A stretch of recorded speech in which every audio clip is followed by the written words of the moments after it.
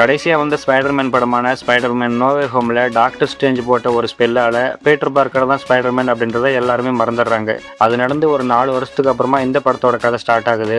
வழக்கம் போல் நியூயார்க் நகரத்தில் இருக்க குற்றங்களை எல்லாத்தையும் தடுத்து ஒரு ஃப்ரெண்ட்லி நெய்பர்ஹுட் ஸ்பைடர்மேனாக அங்கே இருக்க போலீஸ்க்கு ஹெல்ப் பண்ணிட்டு இருக்காரு பீட்டர் பார்க்கர் என்கிற ஸ்பைடர்மேன். இருந்தாலும் அவர் ரொம்ப தனிமையிலையும் மன கஷ்டத்துலையும் இருக்காரு. அதுக்கு காரணம் மனசு விட்டு பேசுறதுக்கு யாருமே இல்லாமல் ஃப்ரெண்டு காதலி அப்படின்னு எல்லாரும் இருந்தோம் அவங்கள யாரோ ஒருத்தர் மாதிரி தூரத்தில் இருந்து பார்க்குறதும் அவங்ககிட்ட பேச முடியாமல் தவிக்கிறதுமா கஷ்டத்தில் தான் இருக்கார்.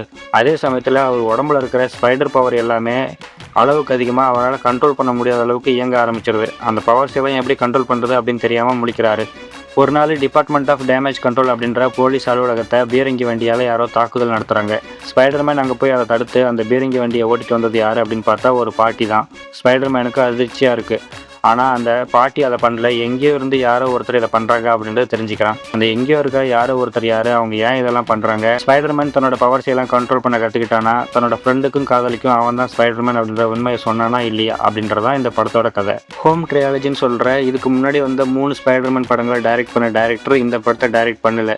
இந்த படத்தை டைரக்ட் பண்ணியிருக்கிறது டைரக்டர் டஸ்டின் டேனியல் கிரிட்டன். இவர் இதுக்கு முன்னாடி மார்வலுக்கு Shang Chi and the legend of the ten rings படத்தை டைரக்ட் பண்ணி கொடுத்துருக்காரு. அதனால இந்த படம் மற்ற படங்கள்ல இருந்து தனியாக தெரியுது. டாம் ஹாலண்டுக்கு இது 4வது ஸ்பைடர்மேன் ஸ்டாண்டலோன் மூவி. அது மட்டும் இல்லாமல் அவருக்கு இந்த வருஷத்தில் ஏன் இந்த மாதத்துலேயே ரிலீஸ் ஆகிற 2வது படம் இது.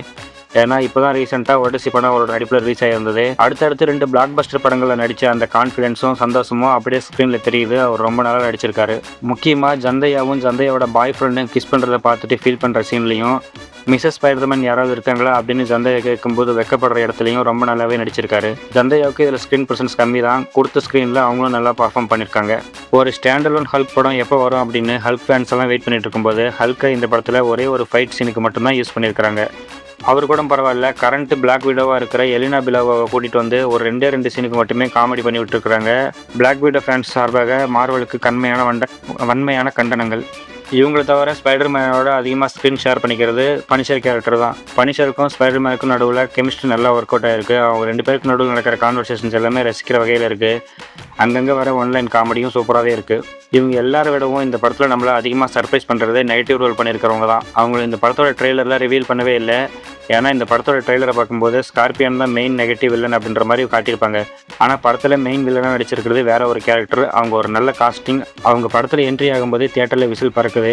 எல்லாமே ஸ்ட்ரேஞ்சர் திங்ஸோட எஃபெக்ட். இந்த படத்தோட நெகட்டிவ் கேரக்டர் மைண்ட் கண்ட்ரோல் மூலியமாகவே ஒருத்தரோட உடம்புலேருந்து இன்னொருத்தரோட உடம்புக்கு ஜம்ப் பண்ணுற அந்த சீனை கிராஃபிக்ஸை நம்பாமல் கேரக்டரோட பர்ஃபார்மன்ஸை மட்டுமே நம்பி சூப்பராக எடுத்திருக்காங்க. அது ரொம்ப சிம்பிளான எஃபெக்டிவான ஐடியா. அது நல்லாவே ஒர்க் அவுட் ஆகிருக்கு. ஓவராலாக இந்த படத்தில் ஒரு 3-4 ஆக்ஷன் சீன்ஸ் மட்டுமே வந்தாலும் அது எல்லாமே நறுக்குன்னு எடுத்துருக்கிறாங்க. ஹல்கோட ஒரு ஆக்ஷன் சீன் பார்க்க நல்லா இருக்குது. அது மட்டும் இல்லாமல் கிளைமேக்ஸில் அந்த நிஞ்சா கேங்கோடு நடக்கிற ஃபைட் சீனை ஜாக்கி ஜான் ஸ்டண்ட் யூனிட்லேருந்து தான் ஒரு டீம் கொரியோகிராஃப் பண்ணி கொடுத்துருக்காங்களா. அந்த ஃபைட் சீனோட ரிஹர்சலில் ஜாக்கி ஜானும் கலந்துக்கிட்டு சில ஐடியாஸ் எல்லாம் கொடுத்துருக்கிறதா சொல்கிறாங்க. அதோட எஃபெக்ட் எல்லாமே ஸ்க்ரீனில் நல்லாவே தெரியுது. அந்த கிளைமேக்ஸ் ஃபைட் சூப்பர். மொத்தமாக பார்க்கும்போது இந்த படத்தில் ஆக்ஷன் சீன்ஸ் கம்மியாகவும் டயலாக்ஸ் அதிகமாக இருக்கிற மாதிரி தோணும். ஆனால் படம் எதை நோக்கி போகுது அப்படின்ற கிளியர் பிக்சர் நமக்கு முன்னாடியே கிடைச்சிறதால அதை சுற்றி நடக்கிற அந்த கான்வர்சேஷன் போர் அடிக்காமல் ரசிக்கிற வகையில் தான் இருக்குது.